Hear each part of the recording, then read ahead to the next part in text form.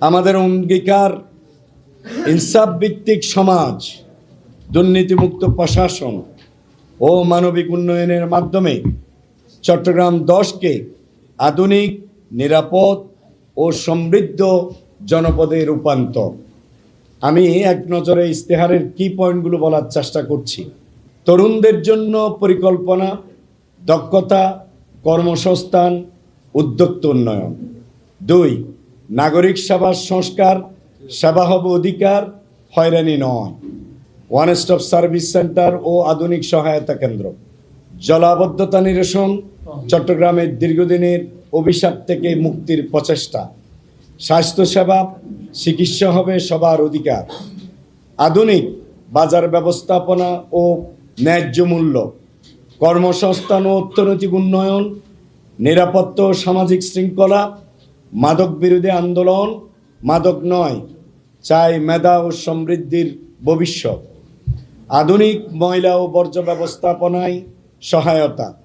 বস্তিবাসীদের জন্য মানবিক নগর পরিকল্পনা। পাহাড় ও টিলা সংরক্ষণ, বন ও জীববৈচিত্র্য সংরক্ষণ, সমুদ্র উপকূল সংরক্ষণ, ওয়ার্ড ভিত্তিক খেলার মাঠ ও স্পোর্টস কমপ্লেক্স। নারী ও শিশুদের জন্য নিরাপদ ক্রীড়া ও সামাজিক পরিবেশ। স্মার্ট ট্রাফিক ও যানজট নিয়ন্ত্রণ। A K Khan multimodal transport hub. Pahartali railway colony ও বিহারি জনগোষ্ঠীর অধিকার। ওয়াসার পানি সংকট ও লবণাক্ততার সমাধান। শ্রমিকদের অধিকার ও কর্মপরিবেশ উন্নয়ন। চট্টগ্রাম 10 এলাকায় মেডিকেল কলেজ স্থাপনের স্বপ্ন। শিক্ষা ও দক্ষতা উন্নয়ন। দুর্নীতি প্রতিরোধ। স্থানীয় সরকার ও বিকেন্দ্রীকরণ। সামগ্রিক নগর সেবা নিশ্চিতকরণ। এই 26টি পয়েন্টেই আমরা আমাদের সবগুলো বিষয়কে এখানে বিস্তারিত তুলে ধরেছি। আপনারা বিষয়গুলো দেখতে পারবেন। আমি সম্মানিত নাগরিকবৃন্দ, এই ইশতেহার শুধু একটি নির্বাচনী দলিল নয়, এটি একটি ন্যায়ভিত্তিক, মানবিক ও উন্নয়নমুখী চট্টগ্রাম 10 গড়ার প্রতিশ্রুতি।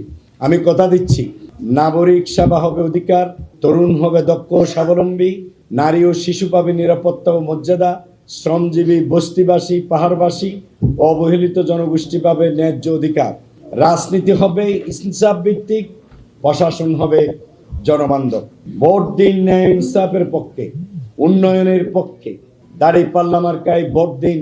12 তারিখ সারাদিন দেশকে সমৃদ্ধির পথে এগিয়ে নেওয়ার জন্য একদিকে আমরা হা ভোটে ভোট দেব, গণভোটে, আরেকদিকে দাঁড়িপাল্লায় ভোট দিয়ে চট্টগ্রাম 10 আসনকে একটি মানসম্মত, বাস উপযোগী, সকল মানুষের নাগরিক সেবার কেন্দ্রবিন্দুতে পরিণত করার প্রাণান্তর প্রচেষ্টা অব্যাহত থাকবে।